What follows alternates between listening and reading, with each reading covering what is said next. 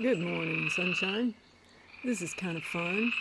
We saw it coming, so I set up the Browning field camera in my front yard to watch the paving of Sweetbottom Lane while Newsom and I were traveling to Rome and Cave Spring to spend the night in the guest house. We got there by way of Canton and Cartersville and had a little fun there. We ate lunch at Harvest Moon and did a little shopping at Cheeky Baby in downtown Rome. We had a great time at Weiss Lake, and then we went and visited my folks in Carrollton for a little bit. I FaceTimed with Grace and shared her with my mom and dad. Mama has an app on her phone that's a microphone. She attached it to some headphones for my daddy.